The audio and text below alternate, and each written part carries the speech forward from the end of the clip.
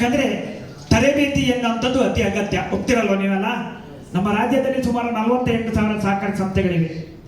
ಇವತ್ತು ಕರ್ನಾಟಕ ರಾಜ್ಯ ಸಹಕಾರ ಮಹಾಮಂಡಲದ ಉದ್ದೇಶ ಇಷ್ಟೇ: ತರಬೇತಿ, ಶಿಕ್ಷಣ ಮತ್ತು ಪ್ರಚಾರ. ಇವತ್ತು ರಾಜ್ಯ ಮಟ್ಟದ ಒಂದು ಮಹಾಮಂಡಲ ಆ ಸ್ಥಳೀಯವಾದ ಜಿಲ್ಲಾ ಸಹಕಾರಿ ಯೂನಿಯನ್ನ ಮುಖಾಂತರ ಆಯಾ ಜಿಲ್ಲೆಯ ಬೇರೆ ಬೇರೆ ವೈವಿಧ್ಯಮಯ ಸಹಕಾರಿ ಸಂಸ್ಥೆಗಳಿಗೆ ಸಂಪನ್ಮೂಲ ವ್ಯಕ್ತಿಗಳನ್ನು ಕರೆಸಿ ಮಾಹಿತಿ ಕೊಡುವಂಥದ್ದು.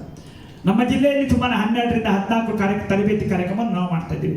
ನಿನ್ನೆ ದಿನೇ ಇದೇ ಜಾಗದಲ್ಲಿ ನಮ್ಮ ಮೀನುಗಾರರ ಸಹಕಾರಿ ಸಂಸ್ಥೆ ಮತ್ತು ಮೀನುಗಾರರ ಮಹಾಮಂಡಲದವರಿಗೆ ಒಂದು ತರಬೇತಿ ಕಾರ್ಯಕ್ರಮ ಆಯಿತು.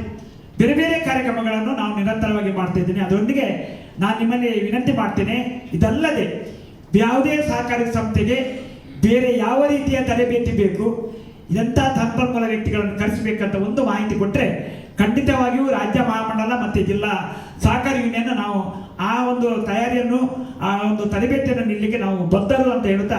ಯಾಕಂದರೆ ನೀವು ಶಿಕ್ಷಣ ನಿಧಿಯನ್ನು ಕೊಡ್ತಾ ಇದ್ದೀರಲ್ವಾ, ಶಿಕ್ಷಣ ನಿಧಿ ಹಣವನ್ನು ಮಹಾಮಂಡಲಕ್ಕೆ ನಾವು ಯೂನಿಯನ್ ಮುಖಾಂತರ ಮಹಾಮಂಡಲಕ್ಕೆ ಹೋಗ್ತದೆ. ಮಹಾಮಂಡಲದ ಉದ್ದೇಶ ಇಷ್ಟೇ: ನಾವು ಶಿಕ್ಷಣ ನಿಧಿಯನ್ನು ಮಾತ್ರ ಕೇಳೋದಲ್ಲ, ಅಂಥ ಸಹಕಾರಿಗಳಿಗೆ ಯಾವ ರೀತಿಯ ತರಬೇತಿ ಬೇಕು, ಯಾವ ರೀತಿಯ ಶಿಕ್ಷಣ ಬೇಕು, ಯಾವ ರೀತಿಯ ಪ್ರಚಾರ ಬೇಕು ಅನ್ನುವಂಥದ್ದು ನೀಡುವಂಥದ್ದು. ನಮ್ಮ ರಾಜ್ಯದಲ್ಲಿ 8 ತರಬೇತಿ ಕೇಂದ್ರಗಳಿವೆ. ಈಗಾಗಲೇ ದೂರ ಶಿಕ್ಷಣ ತರಬೇತಿಯನ್ನು ನಾವು ವ್ಯವಸ್ಥೆ ಮಾಡಿದ್ದೇವೆ. ತಮಗೆಲ್ಲ ಗೊತ್ತಿರ್ಬೋದು, ಸಹಕಾರಿಗಳಿಗೆ ಎಲ್ರಿಗೆ 6 ತಿಂಗಳು ತರಬೇತಿ ಕೇಂದ್ರದಲ್ಲಿ ಹೋಗಿ ಪಾಠ ಕೇಳಲಿಕ್ಕೆ ಕಷ್ಟ ಆಗ್ಬೋದು. ಕೆಲವು ಸಿಬ್ಬಂದಿಗಳು ಇರಲಿಕ್ಕೆ ಹೋಗಿ, ಅದರಿಂದ ಆನ್ಲೈನಲ್ಲಿ ದೂರ ಶಿಕ್ಷಣ ಕರೆಸ್ಪಾಂಡೆನ್ಸ್ ಸಿಸ್ಟಮಲ್ಲಿ ಒಂದು ತರಬೇತಿ ನೀಡುವಂಥ ವ್ಯವಸ್ಥೆ ಮಾಡಿದ್ದಾರೆ. ಹೆಚ್ಚಿನವರೆಲ್ಲ ಭಾಗವಹಿಸಿದರೆ. ಯಾಕಂದರೆ ಈಗಾಗಲೇ ಒಂದು ತಿದ್ದುಪಡಿ ಆಗಿದೆ. ಇವತ್ತು ಪ್ರಮೋಷನ್ ಬೇಕಿದ್ರೆ ನೀವು DDC ಟ್ರೈನಿಂಗನ್ನು ಪಡ್ಕೊಳ್ಳೇಬೇಕು. ಮುಂದಿನ ದಿನಗಳಲ್ಲಿ ಈ ಸಲ ಅಮೆಂಡ್ಮೆಂಟಲ್ಲಿ ನೇಮಕಾತಿ ಬೇಕಿದ್ರೂ ಸಹ ತರಬೇತಿ ಇದ್ದವರಿಗೆ ಮಾತ್ರ ನೇಮಕಾತಿ ಅನ್ನುವಂಥ ಕಾಯ್ದೆ ಬರ್ಬೋದು. ಯಾಕಂದರೆ ಈಗಾಗಲೇ ನಮ್ಮ ಸಹಕಾರ ಕಾಯ್ದೆಗೆ ಅನೇಕ ತಿದ್ದುಪಡಿಗಳನ್ನು ತಯಾರು ಮಾಡಿ ರಾಜ್ಯಪಾಲರ ಅಂಕಿತಕ್ಕೆ ಇಟ್ಟಿದ್ದಾರೆ. ಇಷ್ಟ ತನಕ ಸಹಿ ಆಗಲಿಲ್ಲ, ಆಗ್ಬೋದು.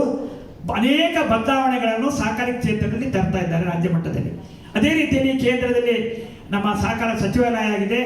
ಸಹಕಾರ ಮಂತ್ರಿಗಳು ಅಮಿತ್ ಶಾ ಅವರು ಸಹ ಅನೇಕ ಬದಲಾವಣೆಗಳನ್ನು ಸಹಕಾರ ಚಳವಳಿ ಮುಖಾಂತರ ತರ್ತಾ ಇದ್ದಾರೆ. ಒಟ್ಟಾರೆ ಉದ್ದೇಶ ಇಷ್ಟೇ: ಇಡೀ ದೇಶದ ಆರ್ಥಿಕ ವ್ಯವಸ್ಥೆ ಸಹಕಾರಿ ಕ್ಷೇತ್ರದಿಂದ ಮಾತ್ರ ಸಾಧ್ಯ ಎನ್ನುವಂಥ ವಿಚಾರ ಇವತ್ತು ಗೌರವಾನ್ವಿತ ಪ್ರಧಾನಮಂತ್ರಿಯವರಿಗೆ ಗೊತ್ತಿದ್ದು, ಎಲ್ಲ ಸಚಿವರಿಗೆ, ಶಾಸಕರಿಗೆ ಅಥವಾ ಅಧಿಕಾರಿ ವರ್ಗದವರಿಗೆ ಗೊತ್ತಿದೆ. ಆದ್ದರಿಂದ ಮುಂದಿನ ದಿನಗಳಲ್ಲಿ ಸಹಕಾರಿ ಕ್ಷೇತ್ರದಲ್ಲಿ ಅನೇಕ ಬದಲಾವಣೆಗಳನ್ನು ಮಾಡ್ತಾ ಇದ್ದಾರೆ, ಅನೇಕ ತಿದ್ದುಪಡಿಗಳನ್ನು ಮಾಡ್ತಾ ಇದ್ದಾರೆ. ಸರ್ಕಾರದ ಮುಖಾಂತರ ಅನೇಕ ಸುತ್ತೋಲೆಗಳನ್ನು ತರ್ತಾ ಇದ್ದಾರೆ. ನಾನು ಮುಖ್ಯ ಕಾರ್ಯನಿರ್ವಾಹಕರಲ್ಲಿ ವಿನಂತಿ ಮಾಡೋದು, ಯಾವುದೇ ತಿದ್ದುಪಡಿ ಅಥವಾ ಸುತ್ತೋಲೆಗಳು ಬಂದರೆ ಆಡಳಿತ ಮಂಡಳಿಯ ಗಮನಕ್ಕೆ ದಯವಿಟ್ಟು ತನ್ನಿ. ವಿಚಾರಗಳನ್ನು ಅವರಿಗೆ ತಿಳಿ ಹೇಳಿ. ಈ ರೀತಿಯ ಬದಲಾವಣೆಗಳನ್ನು ಸರ್ಕಾರ ತರ್ತಾ ಇದೆ, ಅನೇಕ ಬದಲಾವಣೆಗಳಾಗ್ತದೆ.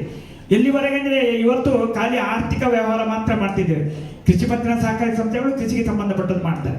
ಬೇರೆ ಉಳಿದ ಸಹಕಾರಿ ಸಂಸ್ಥೆಗಳು ನಾಮಾಂಕಿತ ಯಾವುದೇ ಇರ್ಬೋದು, ಠೇವಣಿ ತೆಕ್ಕೊಳ್ಳೋದು, ಸಾಲ ನೀಡೋದು, ಅದಕ್ಕೆ ಬದಲಾವಣೆ ತರ್ತಾ ಇದ್ದಾರೆ.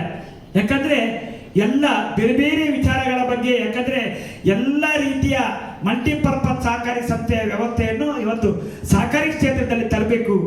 ಎಲ್ಲ ವ್ಯವಹಾರಗಳು ಇನ್ನೂ ಸಹಕಾರಿ ಕ್ಷೇತ್ರದಿಂದಲೇ ಆಗಬೇಕೆನ್ನುವಂಥ ಯೋಚನೆಯನ್ನು ನಮ್ಮ ಕೇಂದ್ರದ ಸಹಕಾರ ಸಚಿವರು ಅಮಿತ್ ಶಾ ಅವರು ಈಗಾಗಲೇ ಅದಕ್ಕೆ ಆದೇಶವನ್ನು ಹೊರಡಿಸ್ತಾ ಇದ್ದಾರೆ. ತಮ್ಮ ಗಮನಕ್ಕೆ ತರುವುದಿಷ್ಟೇ. ನಾನು